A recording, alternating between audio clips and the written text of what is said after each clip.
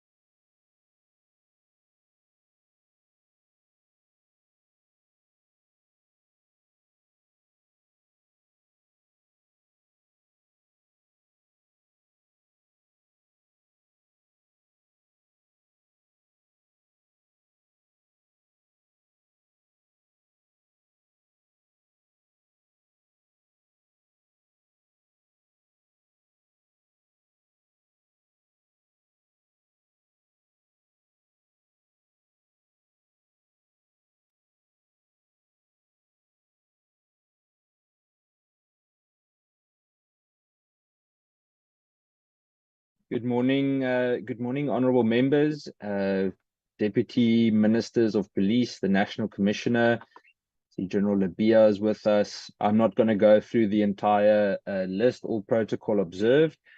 Just like to welcome everyone this morning on the virtual platform for what I believe to be a very important session that we're going to go through today. I just want to make sure, Babalwa, do we have quorum to continue? Good morning, Chair. Yes, we do have a quorum. You can start a meeting. Thank you so much, Babalwa. Appreciate it. I just want to ask Nicolette, would it be possible for you to just share the agenda on the screen for us? Or Babalwa, either or.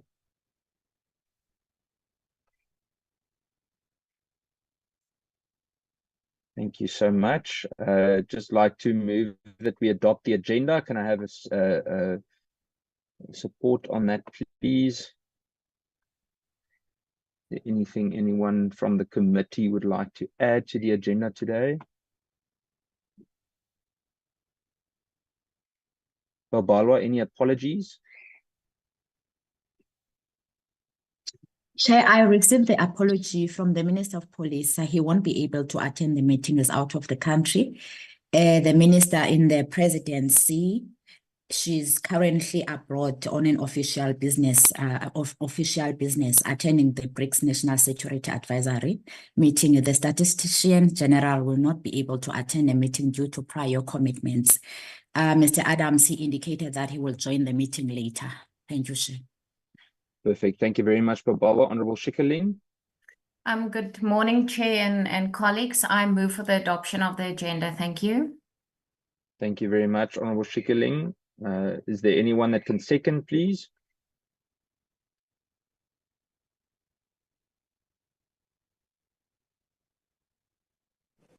I second, Chair. Thank you very much. We then can move on the agenda. Colleagues, I'm going to start with very brief opening remarks. I want to leave as much time as possible for us today to deal with the topic at hand. So, as I said, welcome, first of all. As you know, today we will be addressing... Chair. Yes. Good morning, Chair. Good morning, DM. How are you? Fine, how are you? I'm well, thank you. Yeah, Please go ahead. Yes, I was able to cancel another engagement. I'm just saying I'm in the meeting on behalf of the minister. Thank you. Thank you. Thank you very much, DM. Thank you so much. I think we're going to have a very good discussion today, and I'm very grateful for your attendance, and to also then go through the to be able to deliberate further. Thank you very much.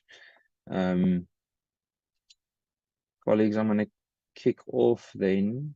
So I'm going to start just by giving you an idea of what we will focus on today. Obviously, I'm going to go through the Victims of Crime report that was recently released by Stats SA, and the report actually presents, it's an understatement to say that it's a sobering reality, but it really is much more than that. It indicates to us that many South Africans feel far more vulnerable to crime than what is sometimes reflected in the official crime statistics. Whether we receive it quarterly or annually, South Africans feel extremely vulnerable, and it's essential that we use the information that Stats SA is sharing with the country for us to constructively then work in our discussions and other engagements to guide all of our work towards solutions in terms of the challenges that we face with the broader law enforcement environment in South Africa. I want to just give a brief moment for prayer and meditation, and I deliberately didn't start with that immediately because I want to actually ask that we link it to a moment of silence in remembrance of Warrant Officer Mkhumkelwa from Athlone SAPS that is believed to have committed suicide on the 8th of September. So before we continue, just a brief moment of silence and prayer and meditation to pay our respects to Warrant Officer.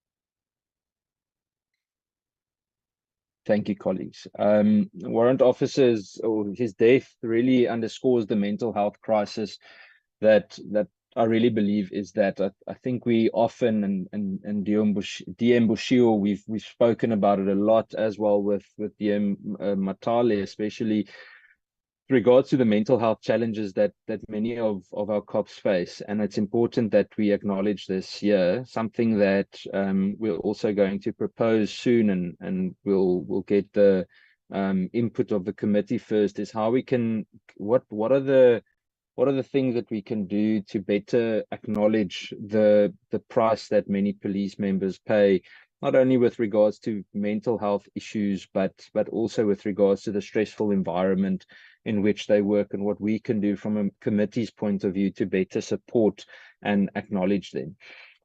Furthermore, in terms of, and this is back to the Stats SA report, I think one of the most alarming findings in the report is the discrepancy between the reported and unreported crimes. While SAP statistics only capture incidents reported to the police, the Stats SA survey gives us a more comprehensive understanding, including the large number of crimes that go unreported. And I'm not going to go into the detail of it. Obviously, that's the aim of the committee today. But just as an introduction, you know, housebreaking is an example that remains one of the most prevalent crimes in the country, with 1.5 million incidents reported in the 2023-24 financial year, yet only 44.1% of these were actually reported to the police. So many victims believe the police wouldn't be able to do anything about it, and some then opt to resolve these issues, unfortunately, themselves, and therefore we then see an increase in vigilante type of efforts too. And the lack of trust in law enforcement capacity is further than reflected in the unreporting of other crimes, such as house robberies, whether it's on the street, you know, cross pavement kind of robberies, where less than half of the incidents were actually reported. And in terms of sexual offences, we've seen a very disturbing drop in the number of cases reported to the South African Police Service, and that's just in terms of one financial year. So people feel disillusioned, and that I think is going to be even clearer in terms of the presentation today. What I would like us to do is also make sure that we don't just see South Africans or victims of crime as just being numbers. And I want to use a few examples today. The first one is on the 27th of July of this year. 70-year-old Portuguese businessman Jose Santana was brutally gunned down in Witpoortjie. And it happened just a day after a similar attack in the same area. And despite evidence, leads, I'm told that with reports that I've received from that area, that basic things like obtaining CCTV footage, investigating potential links between the cases and so on, it's just seemingly gone cold, as the family know nothing. and there has been no results in terms of the investigation. And this case, among many others, actually just exemplifies the frustration and helplessness that many people feel on ground level. And I then also want to acknowledge the murder of Nomsa Jas. I think many of you would have read about Nomsa going missing, and then the very sad news of her remains being found after about 2 weeks of having been reported missing. And again, you know, we must ask what we can do as a collective, and this isn't just purely from a policing point of view, but violence against women and children just seem to be getting worse. And I think a big worry to me is the cruelty that often goes along with it. Then in terms of compounding the issue of trust and the ongoing problem of corruption within SAPS, you know, recently, and I must commend the South African Police Service. I also want to commend the Minister of Police, the Deputy Ministers too, because it really does seem, and I said to the Minister last week, it seems that there's an extremely outspoken approach to ridding SAPS ranks of corruption. I think it will take time, but we can already see positive movement in this regard. Just recently, 7 police officials were arrested for extortion and intimidation in KZN. These officers, were entrusted for upholding the law, and they then exploited their positions for personal gain. And unfortunately, we know of quite a few places where this has happened. And we would like to commend the Hawks today for the specific case and the role that they've played in it. And we really hope that in terms of the MPA, we will see solid prosecution and decent results from the case. Also want to acknowledge the South African Police Service Organised Crime Investigation Unit in Gauteng and JMPD for the arrest that they made also in the last few days of 4 suspects, also for extortion in Joburg CBD. It is something that we all know is really gripping the country, the extortion crisis, and these specific suspects are actually demanding 30% of a construction company's income to allow a project to continue. That's a very brazen criminal activity, and we know it's been ongoing for quite some time. And it further highlights the vulnerabilities that many businesses in South Africa face. In terms of gang violence over the last week or two, if we look at the Western Cape, again, highlighted there too. Yesterday, I spoke to the Deputy Minister, and I mentioned, the challenges that we're facing in places like Atlantis at the moment. Atlantis saw at least 6 people being murdered between Thursday evening and Sunday evening. And the escalation of violence is mostly because of retaliation between different gangs. And something that keeps on being mentioned is the communication from inside correctional facilities. Also in this past week, positive communication from the Minister of Correctional Services that they really are looking into how they can stop the communication from inside correctional facilities. And I'm also told that the Minister and the Deputy Ministers of Police met with the Minister of Correctional Services regarding the specific issue and the challenges they face because of communication, criminal-related or crime-related communication coming from inside correctional facilities. Furthermore, colleagues, the Stats SA report reveals more than just numbers. It underscores the growing mistrust that South Africans often feel with law enforcement authorities in South Africa. They say that a staggering 22% of housebreaking victims don't actually report crime because they feel hopeless, and it's the same with many others. We've seen this with extortion today, or in the last few weeks, we've heard the same thing with extortion. That many people are either scared or they just feel hopeless and therefore they don't report. And our focus today is certainly not to bash SAPS, but to find solutions. So I want to say today that the cases that I've mentioned, like Jose Santana, Nomsa Jas, and the corruption arrests, etc., they all highlight different aspects of the systemic issues that we face. And they also give us a little bit of a roadmap of what the focus areas are. I think each of these highlight a specific focus area that we can really zoom in on. Again, as I said, as I say almost every week, I can't emphasize it enough that we must have a more integrated approach between SAPS and the prosecuting authority. If we don't do that, I keep on referring to the Operation Shanela arrest, more than 800,000 arrests, but it's great to see these arrests, but how many of them actually led to successful prosecution? I don't believe that arrests is an accurate metric to measure success in the police. It must be an integrated type of metric where we can compare it to prosecution, and the MPA must play their role in this. And I honestly believe that SAPS can play a significant role in being the link to ensure that happens. In conclusion, I would like us to move forward with the presentation today and a few other smaller administrative issues. But I want to ask all the members that are on today that we really focus on constructive solutions. Today's information session is a platform for us to deliberate on how best to address many of these issues. And I also want to say that South African Police Service must commit to improving the quality of investigations and increasing collaboration with the MPA. And this goes for the MPA too. It's something that we highlight repeatedly. It's spoken about every single week, and we must rebuild this trust.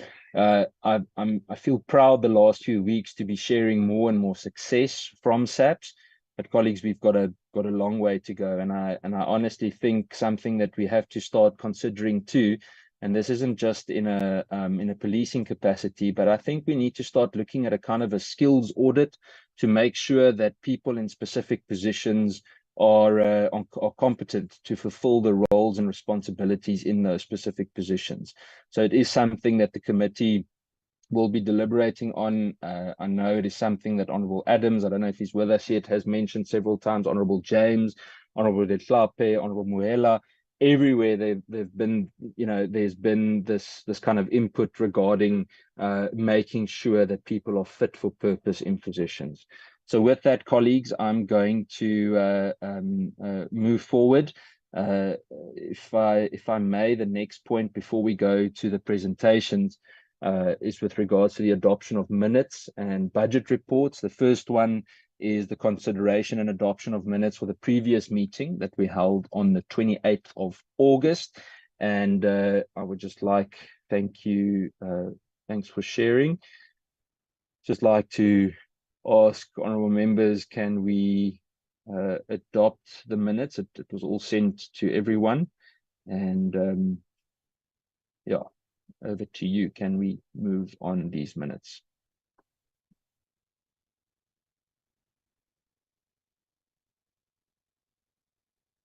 Honourable Schikkerling.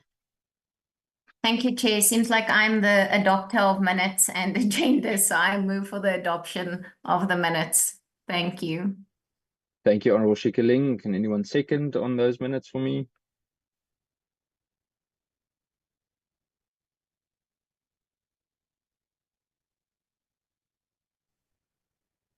Chairperson, Honourable.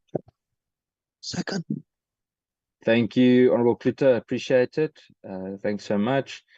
Colleagues, we then move to the next set is regarding the consideration and adoption of the CIRA budget report 2024-25. It was also sent to everyone. We went through quite a detailed presentation about 2 weeks ago regarding that report. Can I please ask whether we can adopt it?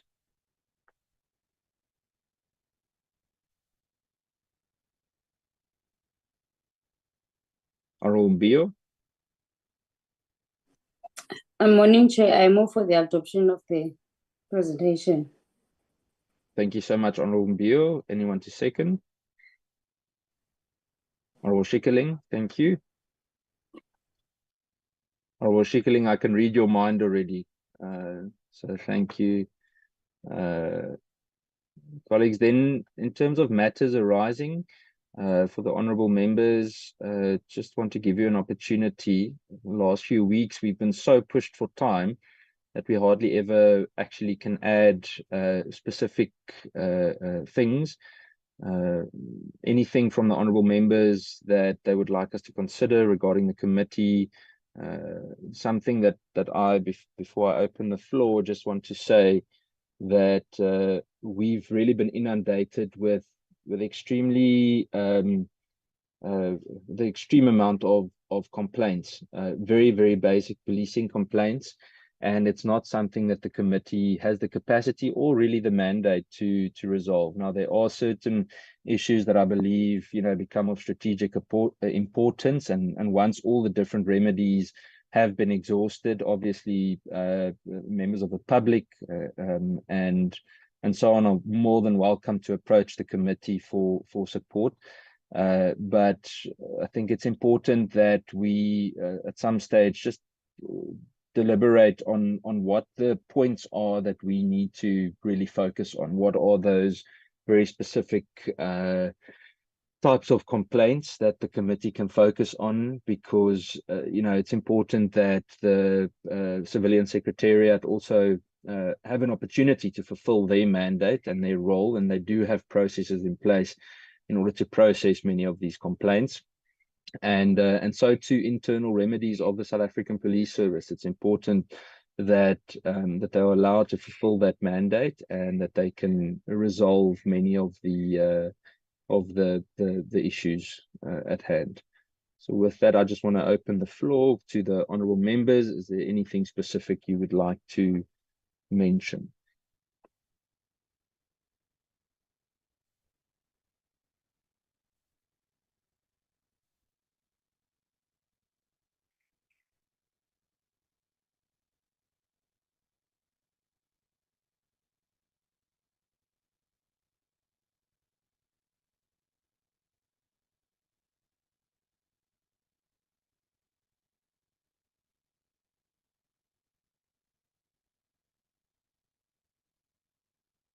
Honourable members, that's I'm going to move forward then. I would like us to hand over for the presentation by Statistics South Africa, and also then if there's input for South African Police Service, and then obviously we'll have a discussion. We have got until 12:30 for the committee today.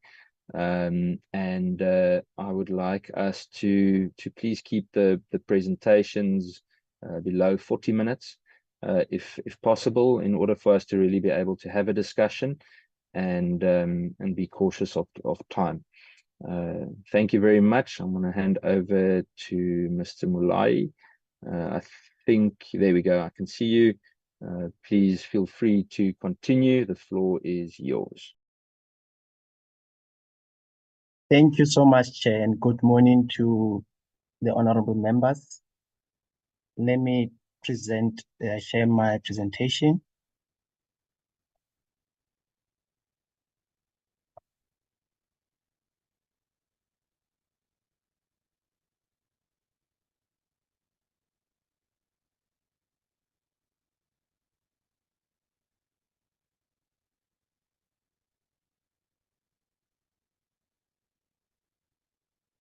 Chair, can you confirm that you can see the presentation from your side?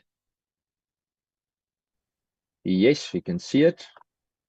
Okay. Go for it.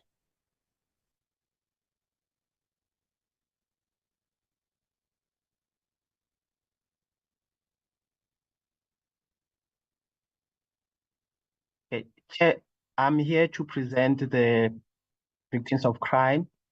My name is Solimulai. I'm the acting DDG for Population and Social Statistics.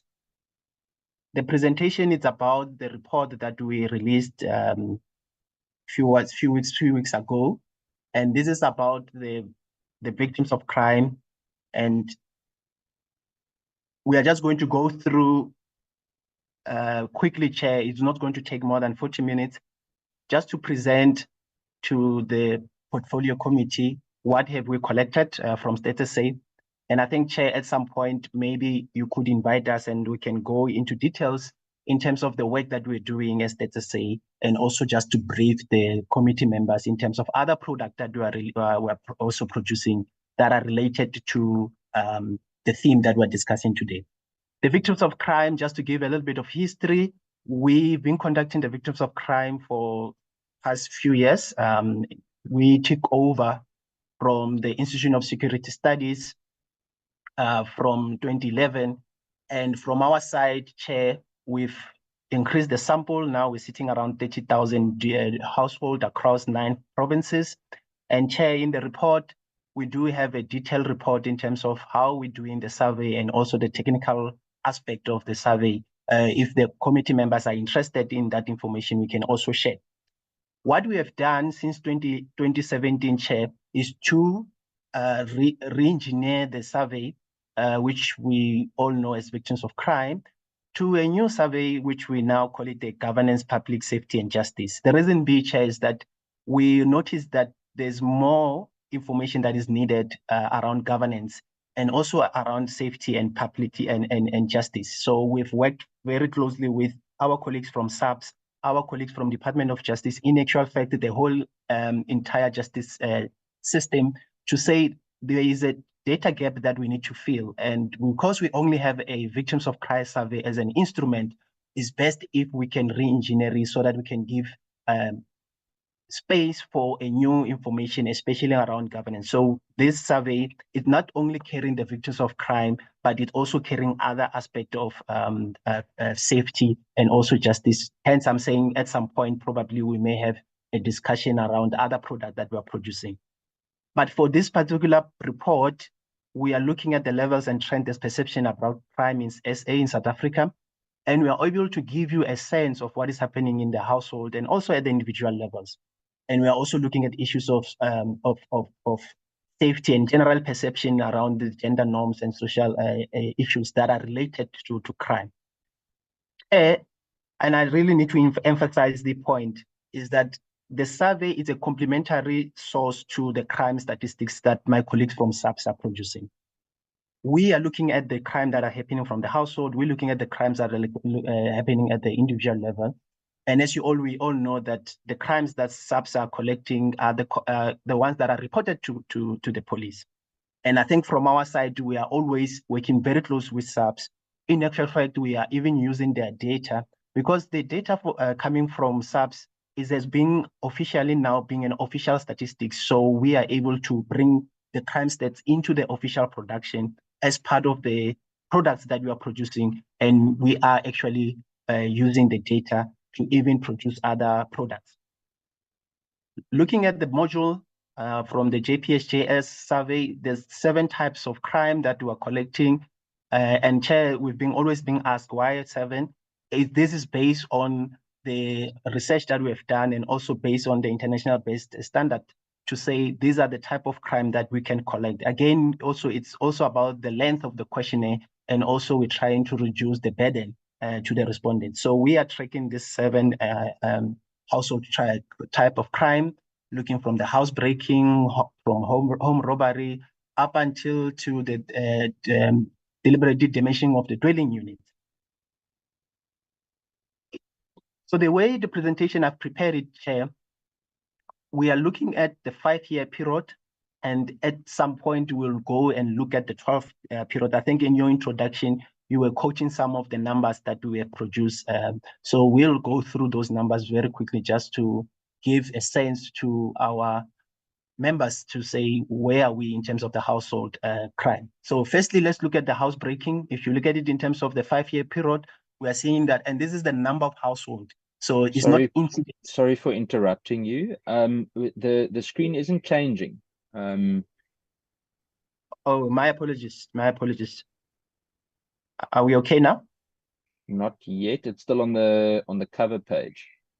It's still on the cover page. Oh, okay.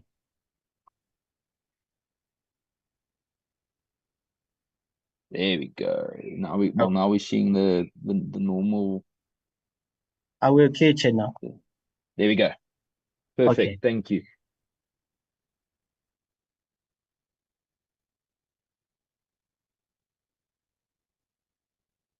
Okay.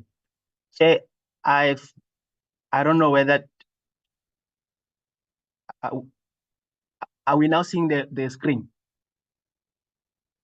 Yes, we can see the screen, and Okay. it's just sharing again the objectives. But I mean, you can Okay. continue. We heard everything, so you can continue with the housebreaking example. All right. No, thank you so much, Chair. Let me go back where I was. Okay, I was presenting the housebreaking to say that we are looking at the 5-year period. So we are talking about here the number of households. We are saying that the 2.6 million households have experienced housebreaking during the past 5 years. And if you look at the other crime like your housebreaking, home robbery, we are saying that the home robbery, about 459,000 households, they have experienced home robbery during the past 5 years. And what else in terms of assault, we're talking about 257,000 households. If you look at from the previous year in terms of percentage-wise, you see that it has been decreased, home robbery by 1%, and for assault, it has increased by 17%. Thefts of motor vehicle, we are saying, according to the Victims of Crime report, about 200,000 households actually has increased. And you could see that all these indicators during the COVID-19 period, most of them, they had a dip in terms of the decrease. And after that, there is a steady increase in terms of the numbers. And some of these indicators, they already passed the pre-COVID numbers. For example, if you look at your deliberately damage of dwelling unit, you are sitting at now 219,000 compared to 180,000 that households experienced it in 19 and 20 financial year. Looking at the murder for the past 5 years, we are seeing that about 67,000 households experienced murder. And if you look at sexual offenses for the past 5 years, households, we're talking about 47,000. So this is in the past 5 years, Chair.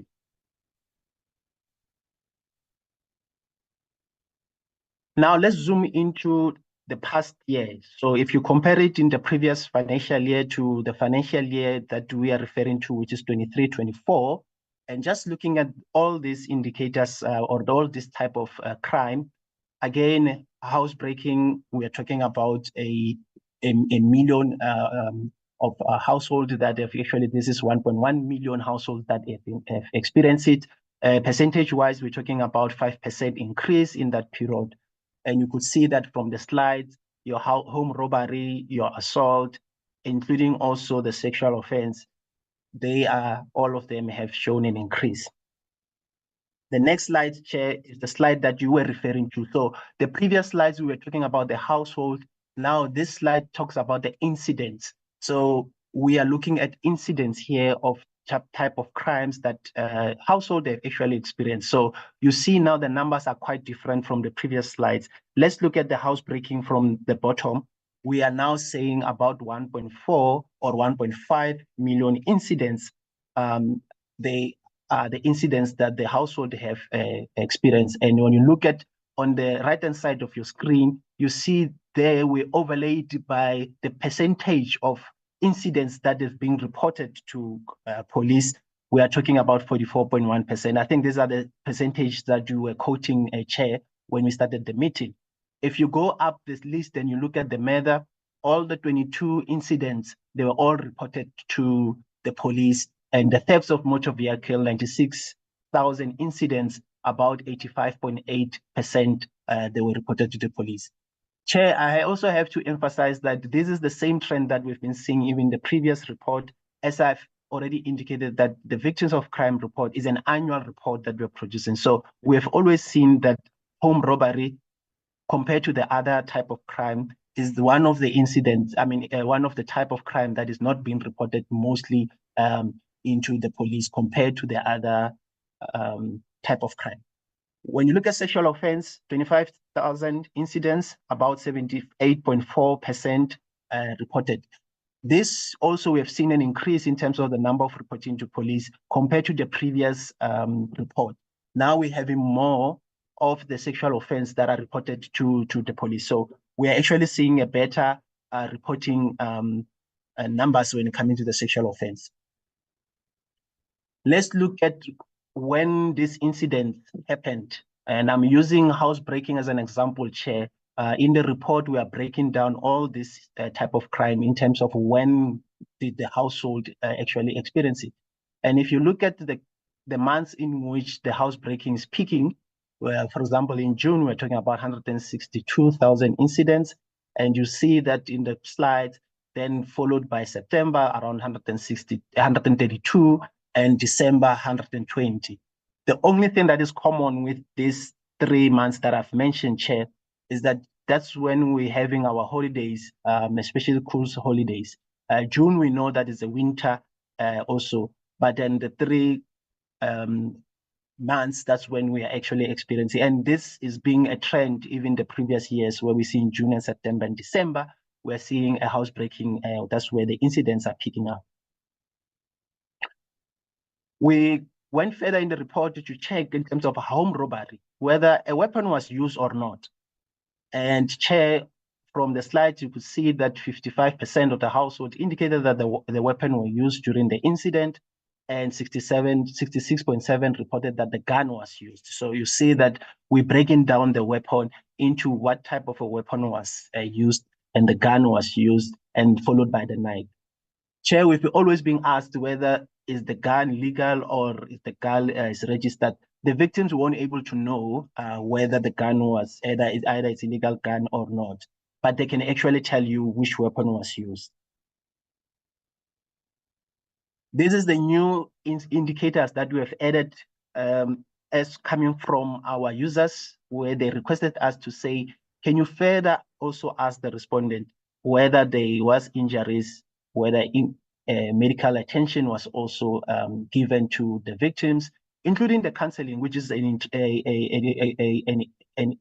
indicator that we're tracking, and which we only started to collect it recently, Chair. We are going to make sure that moving forward, we are able to break down these indicators and able to profile more to give us a sense of who have actually got the counseling, and whether those who didn't receive counseling, what could be the reason. But now, looking at the current numbers that we're having, about 19.1% said yes, there was injuries. Then 75% of the household indicated that they required the medical attention and counseling. Only 7.4% indicated that they received a counseling. So that was looking at from the household perspective. Now, what we are doing with the survey is that when we get into the household, we're looking at the household crime, but then we are also following a method where we're saying we randomly select an individual in the household to get a sense of the individual experience of crime, because those are 2 aspects that normally when you look at crime, it's going to give you a different numbers. So when you look at the individuals now, you see now we're moving from the household as a unit of analysis now to the individuals. And here our individuals, we're talking about 16 years and older who are experiencing a crime. Again, the same format in terms of presentation. We're looking at the 5 years, and then later we'll look at the 12 years, and then we'll also look at the reporting levels also. Let's quickly go through this section of individuals. Looking at the individuals, about 2.8 million said in the past 5 years, theft of personal properties, they actually experiencing is. It is a slight decrease of 0.2%, but when you look at it from the previous year, like 2019, 2020, you see that it has moved up from 2.4 million to 2.8 million. Similarly, with the street robbery, we're talking about 1.1 million individual in the past 5 years. If you look at your consumer fraud, again, we're talking about 700,000 individuals who actually are experiencing it, which also shows you that it moves from, it increased by 16% from the previous period. Let's look at the 3 type of crime, looking at the past 5 years. Here we are displaying the assault from the left-hand side of the screen. In the middle, we're talking about the hijacking, and then on the right-hand side of the screen is about sexual offenses. As you can see, Chair, for assault, they've increased about 26% when you compare to the previous period, and hijacking have also increased about 25.5%. And also the sexual offense has increased by 3.6%. Now we are zooming at the 12 months. We moved away from the 5 period. Now we're reporting compared to 22-23. to 23-24. So if you look at it again, thefts of personal properties have increased by 8% to 23-24 period. And street robbery, that's the one that we're seeing when you compare to the previous financial year, there is a decrease of street robbery from 863 to 843 thousand. So this is also a decrease. Also hijacking, we're also seeing also a decrease, whereas the rest of the other crime, they are seeing an increase. We have added a new type of crime, which we call it the psychological violence. This is the reason why we have added this, Chair, is because of the SDG report that we need to produce as a country. And this is one of the type of crime that we need to report on. And we are tracking it for the second time, and we're also seeing that there is an increase also in terms of the psychological violence. In this slide, in this presentation, Chair, I'm not going into details in explaining this type of crime, but it is available in our report if the committee members are also interested in it. Looking at the incident, again, similar to the household, we are seeing that when you look at the thefts of personal properties as the #1 type of crime, that individual who are 16 years and older, they've indicated that about 1.4 incidents they've experienced it, and 28.5% have reported to the police. And if you go through the list, you see that, and you look at the top of the list, use the sexual offense sitting at 83,000 incidents, and 67.5% reported to the police. And again, Chair, I just want to repeat again my comments that I've made when we were presenting the household section, that when coming to sexual offense, we are seeing an improvement in terms of reporting to the police compared to the previous years. We are now moving towards the 60s to the 70% compared to the previous percentage where it was actually below the 50%. Street robbery is still sitting around below 50%, around 44%, when again with the psychological violence also still sitting at the lower level.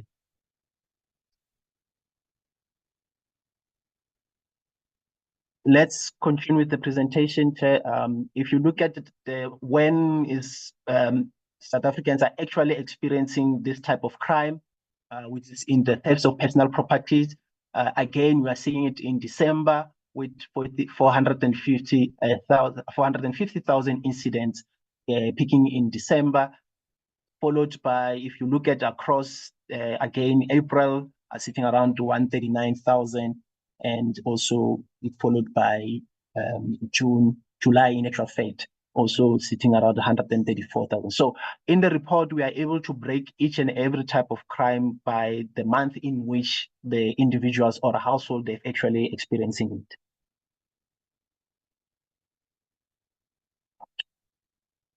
Profiling by provinces, again, Chair, because of time, we are not profiling all the type of crimes, but then we just picked one, which is the thefts of personal property, and look at it across the provinces. And you see that Gauteng has the most it has almost 3 times the proportion of individuals who experience thefts of personal properties compared to Limpopo. And this is being a trend that we've been seeing even in the other reporting period when you compare by province to province. Similarly with the individuals, like the way we have done it with the household, we are asking respondent whether is the weapon used. Again, the 3 type of crimes: for street robbery, assault, sexual offense.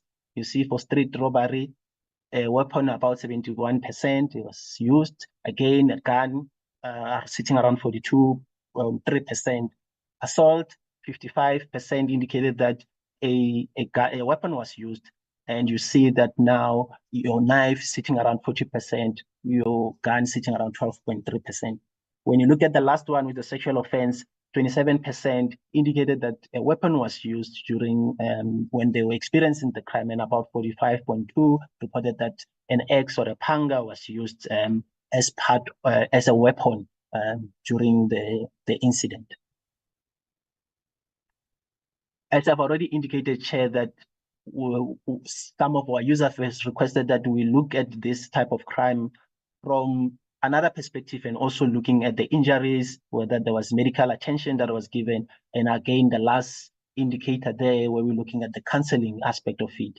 And you could see throughout the three type of crime, street robbery, assault and sexual offense. When you look at let's look at the counseling, you see that 34.7% of sexual offenses victims, they actually have received the counseling compared to your 65.3% who indicated that they didn't receive a counseling. I think in the next round of the report, we will be able to go into details to get an understanding what could be the reason why victims are not getting counseling, and we will come back and also give this insight to the portfolio committee for them to have a better understanding of some of these incidents, some of these indicators. Now we are now looking at the perpetrator, because now we ask the victims whether especially for assault victims, whether they have or they know the person who was the perpetrator. And you could see, if you look at the red color chair, a friend sitting about 24.7%, a spouse sitting about 12.6%, a relative or other member sitting about 8.9%. Collectively, you're talking about 46% of individuals reported that they know a person who actually committed this type of crime. Again, it also gives you another insight in terms of this type of crime, who is actually committing it. And now from the research, we know that it's actually someone that is close to the victim, and the victims, they know this person. Only 38.6% indicated that they don't know who actually assaulted them. Let's look at again, still looking at assault. This is about profiling. Again, we're looking at males and females. You look about females, about 37% of females reported that the spouse or the intimate partner was the perpetrator of the assault. And again, this also gives you a sense of, when you look at the crime, and my colleagues from the police, they are using this type of information to give them an insight in terms of when they're dealing with assault, chances is that the victim knows the perpetrator. And you could see now for males, unknown person is sitting around 37%, whereas when you look at females, actually the spouse, including the friend and the relative, if you add up those, they will give you about 57%, which is a big percentage, Chair. Places where assault incident occurs, if you look at it in the street, resident area and the shops and the offices, around 49.7%. At home, 22.5%, that indicated that most of the incidents of assault actually occurred at home. Again, it also gives you a sense of where are these type of crime are happening, and if 22% of them are happening at home, also it's also another challenge that we also have to think about it and also deal with it. Let's look at by male and female. You start to have an insight in terms of where are they occurring this type of crime, and also give you a sense whether is there any difference between the way it happens for females and where it happens for males. And about 40% of individuals reported that incident, this is for females, is occurred at home. And if you compare home for females, which is 40%, you compare with males at home is only 13.4%. So it's already give you a sense of what is happening again in terms of this crime. And again, Chair, in this incident, in this case, we are only profiling one type of crime, which is assault. Looking at provinces, again, you see that in terms of percentage, what large proportion of persons in Northern Cape experience assault compared to other provinces. Just to give you a sense, when you look at it by provinces, if you look at by psychological violence, again, we're seeing Northern Cape again coming up as having a large proportion of persons who've experienced psychological violence compared to the people in other provinces. I'm getting towards the end. This is the last section of the presentation. We're looking at the perception of the safety. The other two sections, it was about whether are you a victim from the household perspective or a victim from an individual perspective. Looking at the safety, these are the two indicators that are part of the SDG, specifically SDG 16. So as a country, we are reporting in terms of whether how many of individuals who feel safe or unsafe working alone in their neighborhood during the day and during the night. The top part is the daytime, and then the bottom part, which is the darker color, is the night time. So you see that in the past 5 years of this survey that we've been conducting, we have seen a drop in all or in both indicators, moving from 41.8% in 2019-2020 to 34.9% in 23-24 in terms of the night. So those who are saying, I feel safe or fairly safe, only 34.9% indicated that. Break it down by sex, this is just male and female. Again, more females felt very unsafe walking alone at night at their neighborhood compared to males. And this is the same trend that we've seen even in the previous reporting. Asking the respondent whether they have taken measures to protect themselves against crime, 39.9% of them indicated yes, we have taken protection measures to protect ourselves. And you see that on the top side is those who said yes. On the bottom side, which is 60.1%, are those who said, I have not taken any measures. And what are those measures that they've taken? I only walk during the safe hours.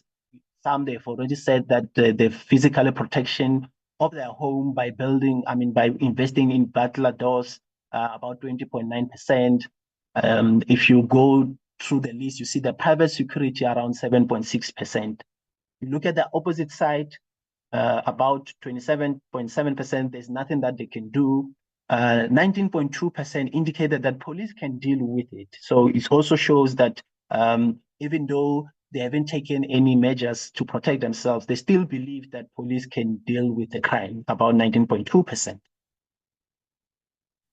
We further asked them whether in an event that they see, because we are also getting, as I said, Chair, that we are not necessarily only looking at just collecting crime, victims of crime numbers. We are also asking perception and also getting into deeper understanding of crime, what is happening in the households and also in the neighborhood.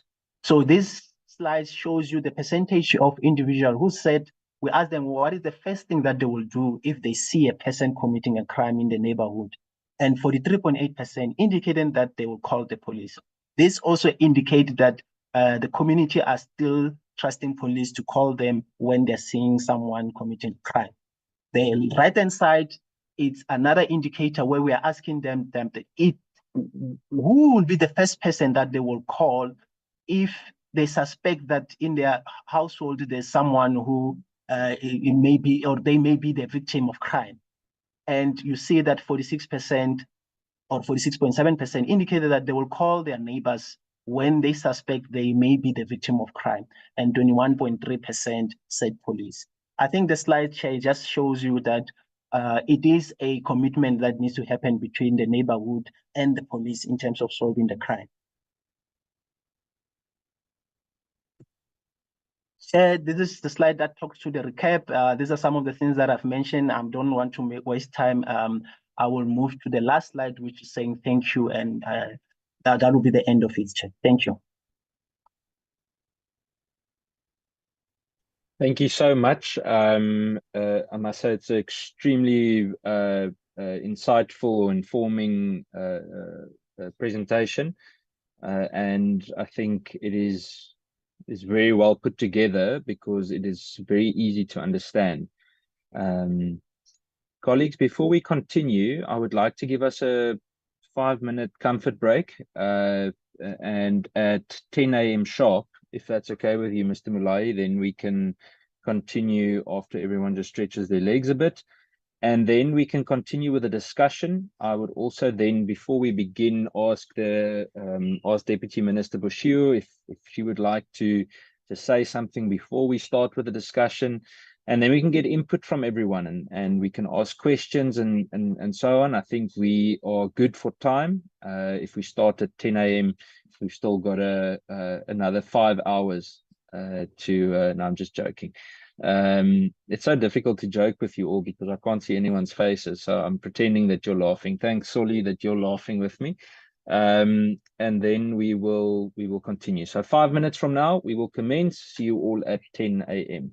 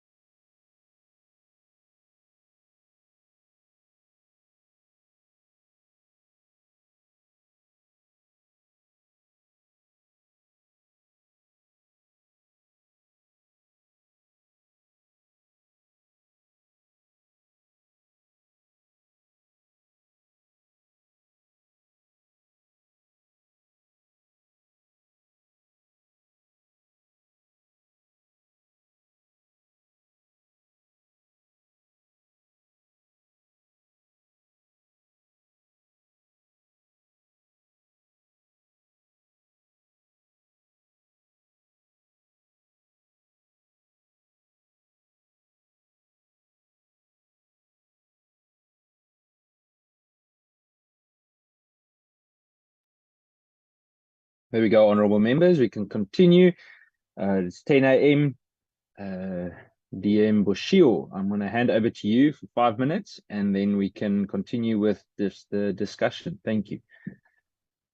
Thank you very much, Chairperson of the Portfolio Committee. Let me take this moment to greet the DM of Police, DM Matali is also in the meeting, and also the National Commissioner and all the team, and also your team and colleagues, Chairperson. From our side, looking at the presentation, it was very thought-provoking, and it says to us, as you have said in your comment, that we need to work more and do more. Yes, we are hard at work, but some of these issues we have to take them into consideration, especially in terms of the violences that occurs at home. For me, it says all of us, ourselves and yourself as the portfolio, we should go out and talk to our people, about their safety, especially in the homes. But my also other concern is that we will also talk to the security companies together with CIRA to say some of these security companies, surely they have one way or the other contributing to this crime because they are in business and they want to do profit. So all the comments that you have said, Chair, I think they are good and relevant, and they will be able to guide us as we do our work. Let me once more thank you and assure you that as the ministry, as we said, and the department will always honor this committee when we are called to come and account. Thank you very much, Chair. Thank you so much, DM. I really appreciate it, and yeah, thank you. I can just agree. Colleagues, I'm going to open the floor for questions and comments. I would like to ask Honorable Kluta, I'll come to you first. I'm going to start a timer, a 3-minute timer for the questions to make sure that we don't turn our questions into a speech. And then if there are comments and you would like to say something extended, please just indicate it to me and we can do that. I'm not going to just stick to 3 minutes the whole time. I just would like to make sure that we approach it in a structured way. So with that, I'm going to go over to Honorable Kluta. From there, I'm going to go over to Honorable Schikkerling, and then I'm going to go over to Honorable Muela, from where we can then get an answer. And then I'll go on to the next 3, started with Honorable Leklape, Honorable Meshu. So first of all, I'm going to start with Honorable Kluta. Please go ahead. Thank you, Chairperson, honorable members. The population and social statistics is welcome and serves as a good reference of the work of the police in their fight against crime. These stats give a broader picture of the level of crime in our country and how people feel safe or otherwise in our country. The stats will also assist in focusing the work of police in fight against crime. My question is, what is the casualty in the rise of housebreaking in the month of June? As stats as I investigate why there is a rise in housebreaking in June. The second one is, what are the reasons for low percentage of counseling being undertaken for house robbery? Did stats say as I inquiry the reason why victims don't go for counseling? Thank you, Chairperson. Thank you, Honorable Kluta. I'm going to go over to Honorable Schikkerling. Thank you very much, Chair. Thank you to everybody for the presentation. I think Stats SA has done a great job, and it has definitely given us quite a lot to think about, Chair. I really do welcome this information. There are a few points that really do concern me. The fact that the deliberate damage of dwellings gone up with 44%, that seems excessively high, and I think we should find out why that is. It's really high. I am concerned about the Northern Cape has the lowest population in South Africa.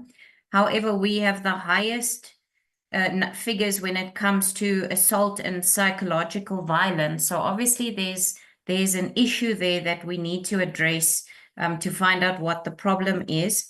And then I am concerned because I see that 46.7% of victims or people that potentially are going to be involved in crime would rather call their neighbor than call the police And that is obviously concern, and that also shows us that the community has lost confidence in the police and they would rather phone somebody that's closer to them. However, it also provides us with an opportunity. And I think as the police, we should look at this opportunity because it gives an opportunity for a more of a whole of society approach. It gives us an opportunity where the community is involved in what is happening in their area. And it also gives a good opportunity to neighborhood watchers. So I think the CPFs and the neighborhood watchers play a vital role in the safety of the residents of our communities. And we should make sure that the relationship between the police and the CPFs and the neighborhood watchers are really cherished, and that we work on building that relationship to ensure that there's better communication between victims of crime and the police. And I really think we should just make sure. And then, Chair, it is, I mean, it's no hidden fact that females feel unsafe in our country. And it's very clear that the largest amount of people that do feel unsafe in our country are females, and they feel unsafe to walk alone. And I think that shows you what's happening in our society, and it is something that should be addressed as a matter of urgency. Thank you very much. Thank you, Honorable Schikkerling. Then Honorable Muela, and then Mr. Mulai, I'm going to come over to you again. Okay, so Honorable Muela, please continue. Yeah, thank you, Chair. Let me start by extending my sincere greetings to the Deputy Minister and the SAPS team that is present in the meeting, and all stakeholders which are present here in our Honorable Portfolio Committee meetings, and also join the rest of my colleagues to welcome the report from the Stats SA, which is in detail. And I think first and foremost, we should start by commending the work that the CPS through the minister is doing currently in the country in combating the crime and making sure that there are successful missions which we can see and observe through the media every day, where they are able to make react to crime through their proactive measures and other reactive measures that they apply on daily basis. So my question is just to check in terms of the classification of some of the crimes which are reported through the stats, most particularly on the issues of the sexual offenses and psychological violence, which are being classified under the theft of personality property. Maybe if I were to get the clarity, why are they not being separated so that we are able to know which one which one is getting higher? Why are they combined in that particular regard? And most of my questions, I think they were able to be covered, but because the presentation was thorough, Chair, so we want to then welcome and get clarity with that particular regard. Thank you very much. Thank you, Honorable Muela. Mr. Mulai, over to you. Thank you so much, Chair, and thank you, members. There was a question that was asked whether have we investigated, especially for house breaking, whether why it's happening in June and also in other specific months. I think from the report, we didn't ask the victims whether what do they think it could be the reason. What we have done is that we could able to see that over time, June has always been a month in which the housebreaking is picking up. But I think in the next round of the survey, because I've already indicated, Chair, that this is an annual survey. So every time when you're getting input from the users, we are able to feed to put it into the report. So it's something that we'll investigate in terms of just to get a sense from the victims, what do they think it could be the reason why the housebreaking is happening in that particular month.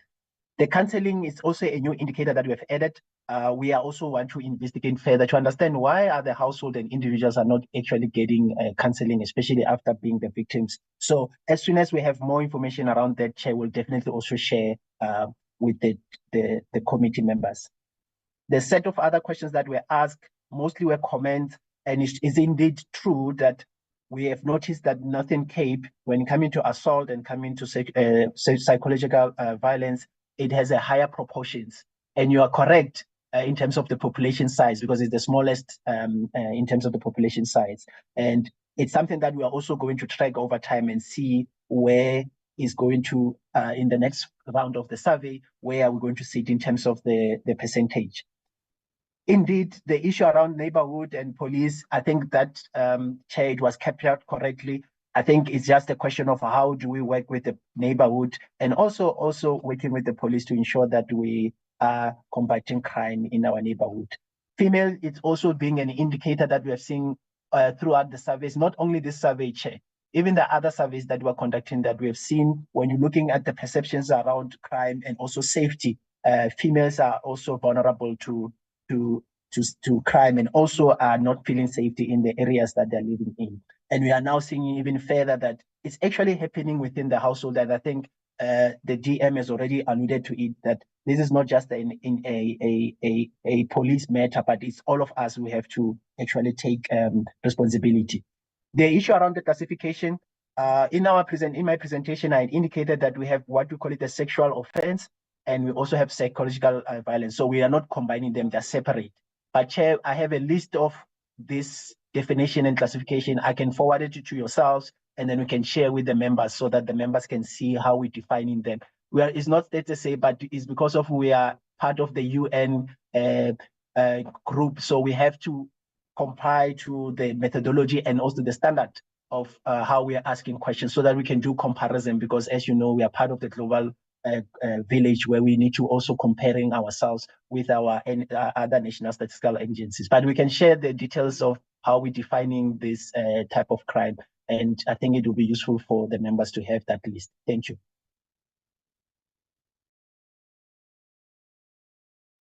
Thank you. Honorable Letlape.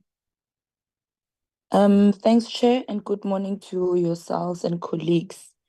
Chair, let's first welcome the report from the Stats SA, and mine is just to make some few comments. I hope the 3 minutes rule was not because of me. Chair, there's really a desperate need of police visibility because this report tells us, and I'm glad that Stats SA also mentioned the fact that the SAPS report is actually they report much lesser numbers than they actually are. And that's what I raised in the previous committee, that the reports that we get, there's actually more numbers out there that are not included in the SAPS report.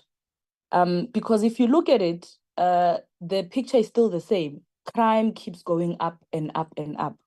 And we really need to intensify police visibility with the limited resources that we have. But the other thing, I think the integration of Metro Police, safety companies, SAPS, and CPFs would need to be fast-tracked so that there can be more visibility of security, even though it's not just SAPS in the different communities. But also the capacitation of CPFs is going to be very important. Like you see in the report now, where over 40% of people say, I'd rather call the neighborhood or a neighbor or whatever instead of calling the police. That's because the person would be looking at the response time of SAPS as compared to a neighbor. And maybe that would need to be looked at as well. And the reality, Chair, as well, is that victims would need counseling services, but those would also need to be available at police stations, because in most of the times after a crime has been committed, the first stop of a victim is a police station. And for a victim to go from a police station to a clinic, to go from a clinic to this particular facility, it also becomes too administrative for victims as well. And maybe we should consider having all these facilities or services in one, as a one setup in a police station, to make it easy for our people to access these facilities. I think we will appreciate to get that classification of the psychological violence. And I want to also check what would be the reasons for these larger proportions in the Northern Cape. I know that in some areas of the Northern Cape, you'd find that the communities, they are alcohol abuse, drug abuse is way too high, and maybe that can be one of the reasons why we find these numbers to be high. But the report is also scary that a woman's or a female's safe place is a tavern more than a home. So this report suggests that women feel more safer in the house, in taverns than in a household, which is very alarming. And that should also be able to assist SAPS in fast-tracking and making sure that in their investigations, they prioritize these households and they prioritize picking out these perpetrators in these households. But also another, Chair, just 2 more seconds, please. On the issue of sexual offenses that keep increasing and murder as well, I think SAPS is tracking them down. SAPS is arresting people, but the most important thing is prosecution as well. For the mere fact that we have not been able to conclude these cases will still impact and influence people in not reporting these cases because they don't get to be finished and they don't get to be completed anywhere else. So there is a need of an increase of police vans, of police visibility as well, because people report in this weekend alone, there was an incident that happened in Rustenburg where a person was stabbed. And when they called the police said they don't have vans, and they will call them back once they get vans available. And until today, there's never been any police officer who called the victim. There's never been anyone who comes to the home of the victim. They even took the perpetrator to the police station, and after a few hours, the person was released. So those are some of the things that we need to look at in strengthening our internal processes. Thanks, Chair. Thank you. Thank you very much, Honorable Itlape. Honorable Meshu. Thank you, Chairperson, and good morning to members and police management. Stats SA has done a great job in presenting what their findings. It has brought to light some important issues that have to get urgent attention. One of the concerns that I have after hearing the presentation was to see the low percentage of victims who received counseling. The presenter obviously said that they do not have the reasons yet. They will still look into that. But as we have police management online, I think they can answer this simple question I have, which is that when do they recommend when counseling should be given or should not be given as police?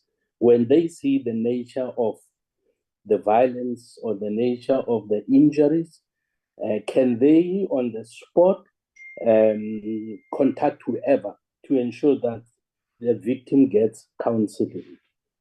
Are there rules governing that? And I would like to know what they are. My second question has to do with the deliberate destruction of dwellings. Now, what does that say to us as a society? Does it say we are becoming more violent as a society? Or what would be the reason for people to deliberately attack property, deliberately attack dwellings? What can be the reason? And maybe the third one for now. We should be calling for a larger budget for the police. Whenever we have opportunities, I think we need to do that. And one of the reasons for that is that we have many cases that are unresolved. We have detectives that are leaving because of poor working conditions.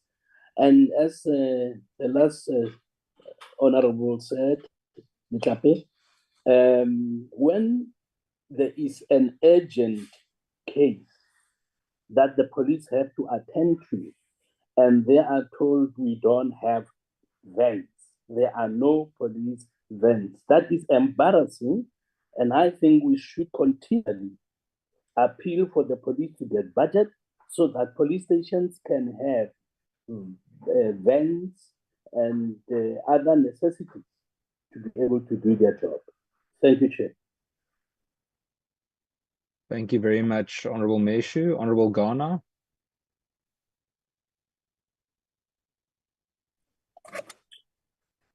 Thank you very much, Chair, and thanks for the presentation. So a number of aspects that I'll try to deal with in less than 2 minutes. One is to check. Obviously, this is a kind of report that you will need to be presented to the police senior management, just to get a sense in terms of from the police side, what are some of the reasons for for the low trust. So one of the constant, Chair, is that people don't report cases, and the reason that the cases will not get reported is that people don't believe that the police will do anything about it. And if there's one aspect that even when the report landed, I quickly went to, it's around the general dissatisfaction with the police, and this is the aspect that we need to, as a portfolio committee, work on. Whether it's the response time, instances where police don't arrive, because this is the South Africans telling us their experience of dealing with the police, and we need to be able to hold the police service, as part of the areas of accountability and responsibility. But just on the underreporting, because and when this presentation, the summarized version was presented, it did not go to the aspect around the reasons why people do not report crime.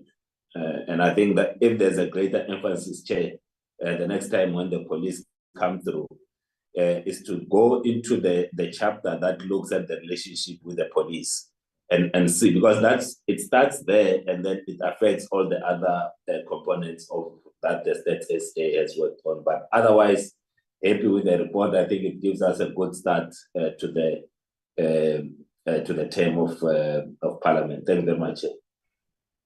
Thank you, Honorable Ghana. Mr. Molai, please, the floor is yours. Thank you so much, Chair, and thank you, honorable members. Chair, most of the were comments, and we really appreciate the comments, Chair. I think we have to, I think from our perspective as let's say, we wanted to put together a presentation that's not going to take more than 40 minutes, Chair. So there's a quite number of indicators in the report, and I think Honorable Ghana have already mentioned that we do have a section in the report that actually look at the police from whether does the respondent stay far from the police station, and also how if they have already contacted the police station, what is the response rate, and whether how they're satisfied with the police, and also how whether they trust the police. So we do have that section, but then because of the length of the presentation, we felt that the report, we can share it with the members, and then also give them more insight in terms of the other indicators that we're tracking, including also the reasons why they're not reporting, which is also part of the report itself. So, Chair, I think through the Secretariat, I can share the report. I can also share even additional information that can help the committee also for them to have a better sense of some of these indicators that we have tracked. There was a question around the psychological violence. So this is the new type of crime that we are measuring, as I already indicated. I think in the next report, we will be getting into the details in terms of understanding the reason why it's occurring, especially in Northern Cape, so that we have a better insight and also give you more accurate and reliable estimates rather than just giving my opinion as solely. So I would rather not, Chair, for now comment on this one. I will wait for the next round of report and then I'll come back and give you more insight into this. I think, Chair, most of the input were comments, and I think the last, I think the Honorable Ghana he was more into the section that I already mentioned in terms of the police. And as I said, because of time, we didn't necessarily add in the report in the presentation. Thank you. Thank you. One question that I actually have is with regards to, you said there's an increase in reporting for the last year. So we saw this decrease, and I think most people understand it as a lack of trust or faith. What is the reason for the increase? Because crime also increased, so it gives me mixed signals. I think it's very good. I think from our side, it's crucial that people report, even when they feel mistrust or anything like that, because it makes it much easier for us, like Honorable Ghana mentioned, and Honorable Meshu as well, with regards to resources. Honorable Leklape, you said the same. It's critical that we can push for resources according to the need that is indicated through the statistics. So if we don't have stats to back it up, how do we motivate the resources? So yeah, what is the reason for the sudden increase again in reporting? Yes, so Chair, it will depend on the crime. Sorry, you muted yourself there. My apologies, Chair. My apologies. I was saying that it depending on the crime. For example, let's take the thefts of personal properties. We know that it has the highest incidence in terms of crime, but then it still has the lowest. So if you look at throughout the 5-year period, in the 22-23, it was sitting around 41%. Now it went down to 29.8%.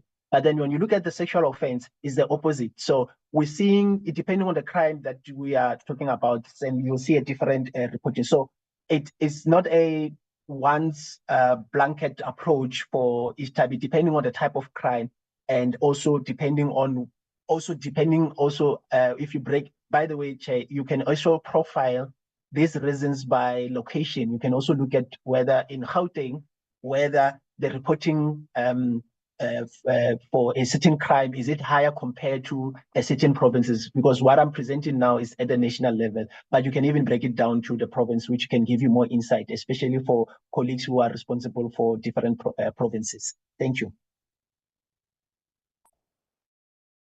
Fantastic, thank you. Then I would also like us to look at if you could give us a bit of a breakdown regarding the weapons category. We went through that statistic quite quickly. Now we all know, we've seen the reports by the Institute for Security Studies. We've seen GTOC's reports as well with regards to illicit firearms. I think there's a general understanding that illicit firearms play a very, very big role with violent crime in South Africa. We can see with the whole extortion issue also the same. You know, many of these groupings are very well armed, and with the successes that the police have had in the last few weeks by taking on some of these gangs, it was very clear that the gangs weren't there to have coffee and tea with the police. They were there to kill people, and it's that simple. Just in terms of the weapons, maybe a little bit more detail on your findings. Is there any indication where the weapons come from? Yeah, any more detail, just some more elaboration. Yes, Chair, thank you so much. So the section where we're asking responded whether the weapon was used, the indicators that we're having is only whether, because remember, we're asking responded whether is the weapon used when you were experiencing a crime. So for them to know whether the weapon is coming from, where it's coming from, and whether it was illegal or not illegal, I think that's the part that we haven't measured. And I think from our side, we have to be careful whether how we're going to measure, because we are asking the respondent, we're not asking the perpetrators in this case. So we are actually ending at the level where we are just asking whether solely if you have experiences, was the weapon used? Yes. And then we ask what type of weapon was used. So it's something that from our side, we're still doing a little bit of research and also looking at what other countries are doing around this area, so that when we're asking this question, we are asking it correctly, so that when we come here and give you numbers, we are not necessarily giving you numbers that can actually mislead the committee. Thank you. Thank you. Then one last one from me. Wait a minute. Honorable Lehlape, I see your hand is up. Do you have another question?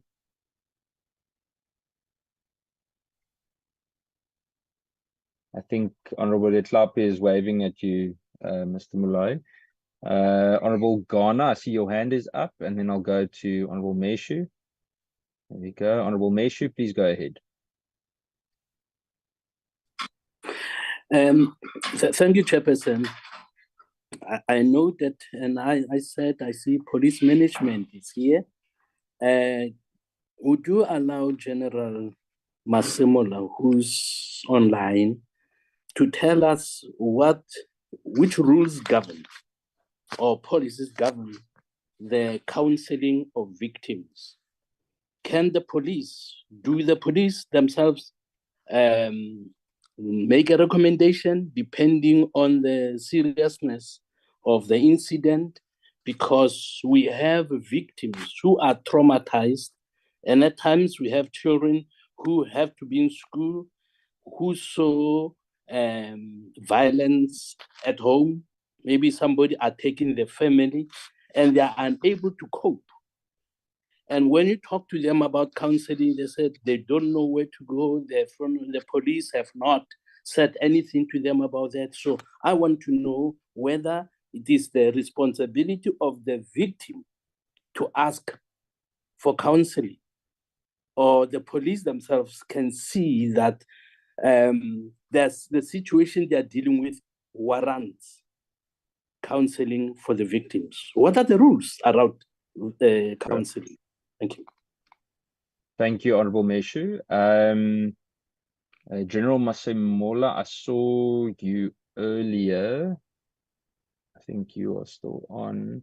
But if I may hand to DM Boshio to refer it to the relevant person. Something I would like to say, just Honorable Boshio, DM, before you comment, is that I know that there's a discussion also ongoing, Honorable Meshu, with social development because of this, and the DM and the National Commissioner can elaborate on that. But I think social development really has to play a bigger role with regards to this, because I really feel sorry for some of the cops, because some of the cops feel that they need to help, and eventually they start, I think they literally carry the burden of some of the trauma pressures, as you obviously know. But yeah, DM Boshio, can I hand over to you to coordinate the comment on that?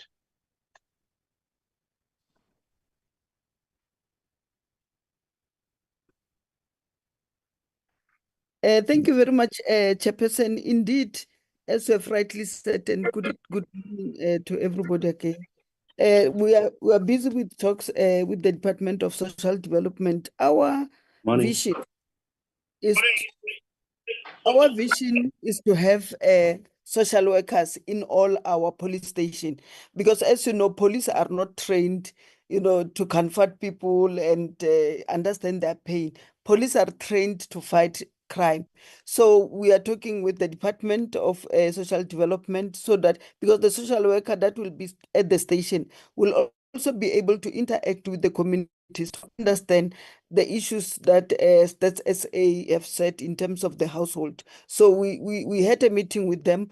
The minister promised, actually, we set a team between the minister, the department DG and our national commissioner and their team, so that they sit down and see how feasible is it, and then we can be able to implement it.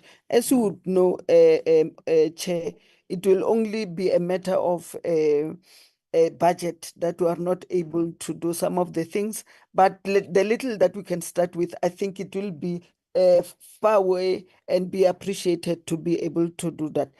The other one is that, yes, our police are hard at work, but also sometimes as members of the public and also maybe ourselves as politicians, we also make life very, very difficult for them, picking up things to saying, why don't we do this and this without even understanding what they are going through.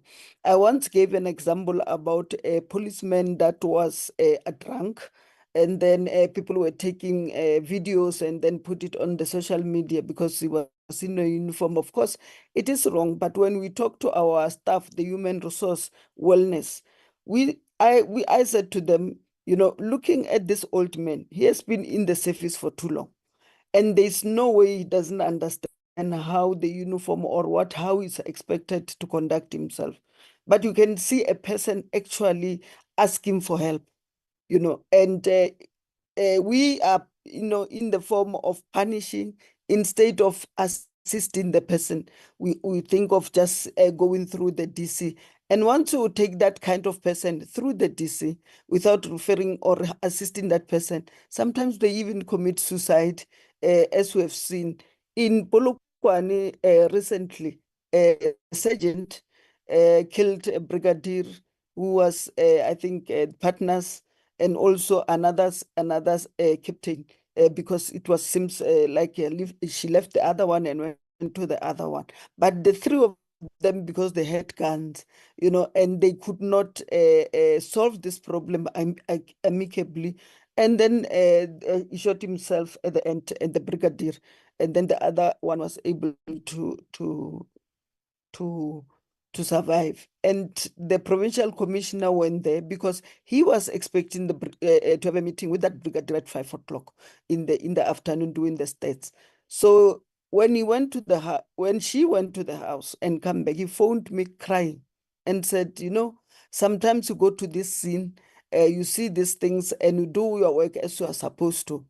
But when you go and see your colleague whom you were supposed to meet at 5 o'clock in that state, you know, it just breaks you down. So it's sometimes also ourselves, we need to be kind to the men in, I'm not saying the rotten potatoes, which we are busy dealing with them, but also they need our support and also help them to cope, all in all. And National Commissioner, I think you can just comment with your permission, Chair. I don't want to chair the meeting. With your permission, I'll ask the Commissioner to also answer some of the comments that were made by members. Thank you very much. No, of course, DM, you're more than welcome. General Masemola, please go ahead.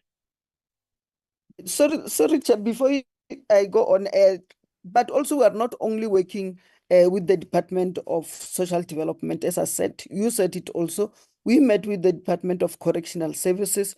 We met also with the Department of Justice and Constitutional Development. And this officials meeting where we agreed to set up a team to be able to deal with the issue, especially the justice and constitutional development, so that we can complete the whole chain.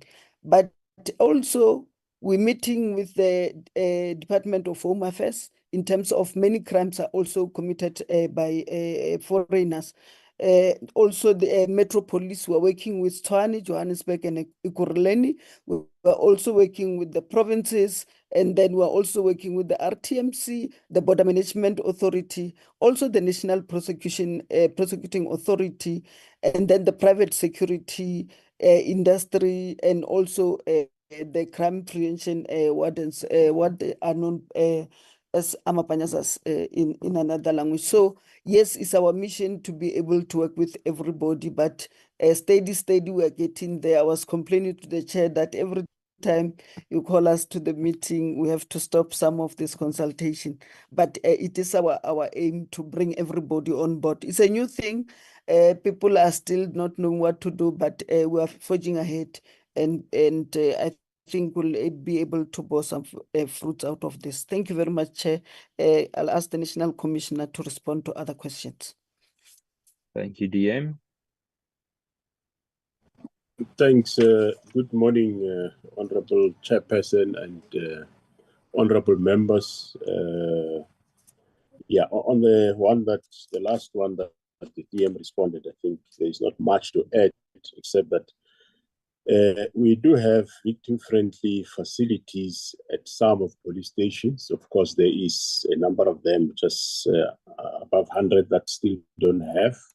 But we also have Tutuzela centers, which also assist, but is more, Tutuzela centers is more for victims of sexual offenses, whereas the rest of the victims is victim-friendly rooms. But however, the engagement we having with the social development is to ensure that the right professionals deals with the victims, not on an ad hoc basis, but that we have an understanding or MOU that they do their professional work at the various police stations, because the policemen cannot do both at the same time. Just on other comments, Honorable Chair, we welcome the presentation by Stats SA, and we also take note that the colleague did say that the victim of crime survey is a complementary source to the SAPS crime stats, and they took it over 5 years, whereas we only deal with raw figures per specific year. And we did take note the slight decrease on hijacking and street robberies. That is, we call them policeable crimes, which can be decreased by visibility, of course, except other crimes like your assault, which will not necessarily decrease them.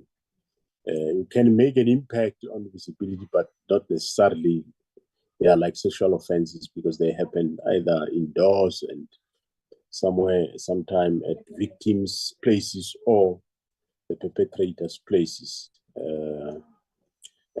And also the point that was raised that 46% of victims knows the perpetrators of the crime. It is true, but also that also works against the conviction, because most of the cases where the victims knows the perpetrators, the likelihood that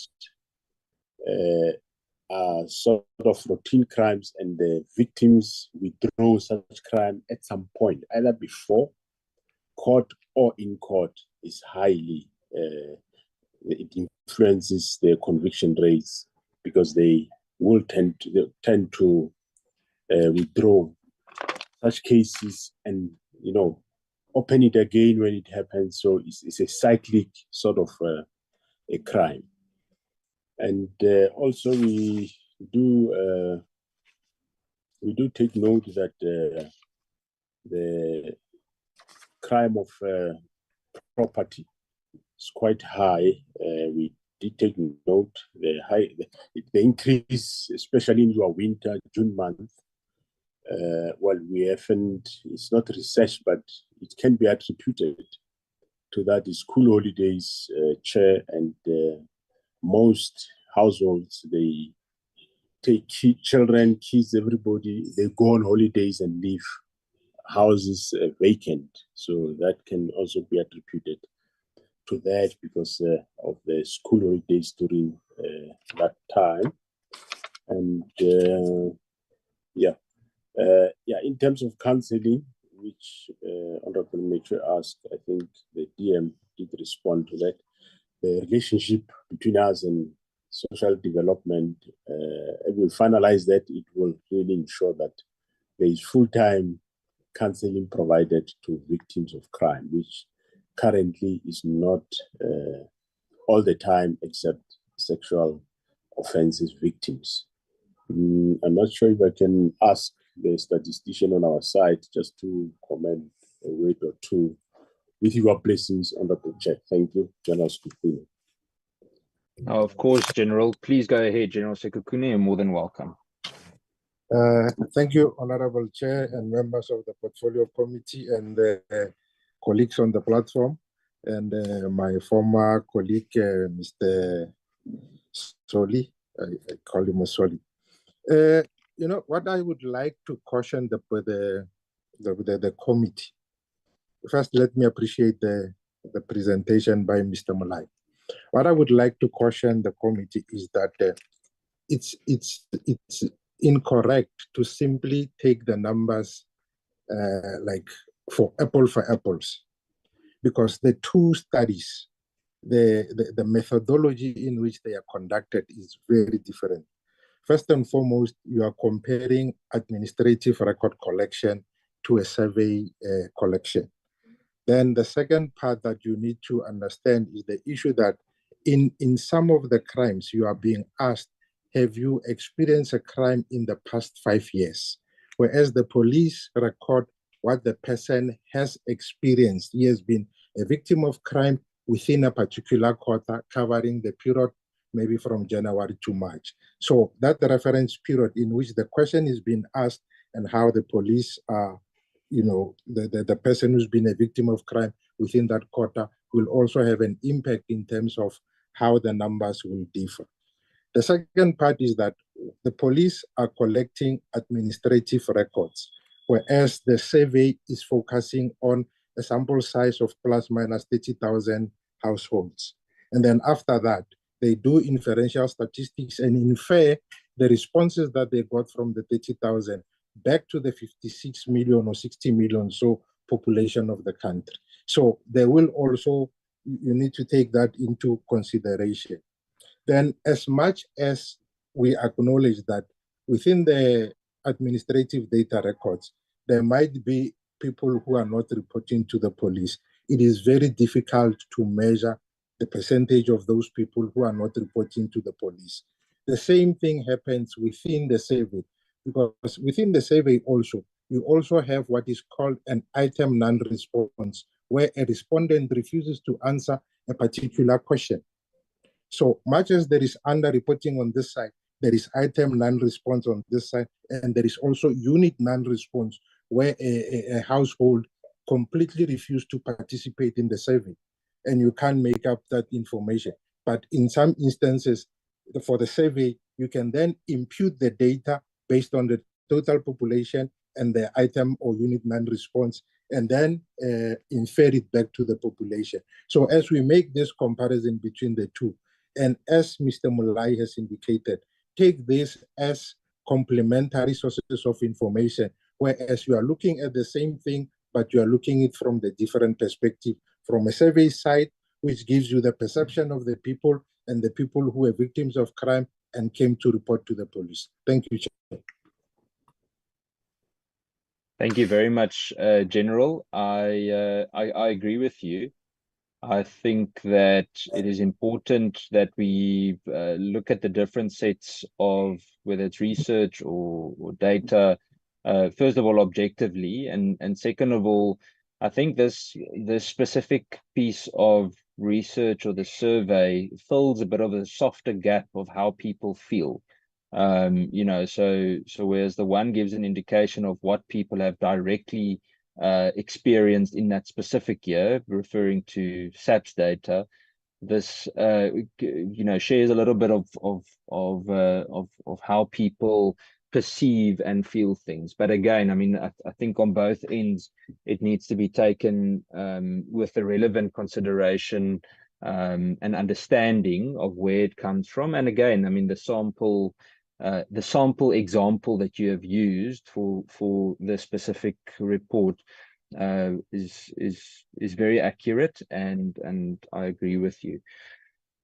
Colleagues, are there any more comments or questions regarding the said report?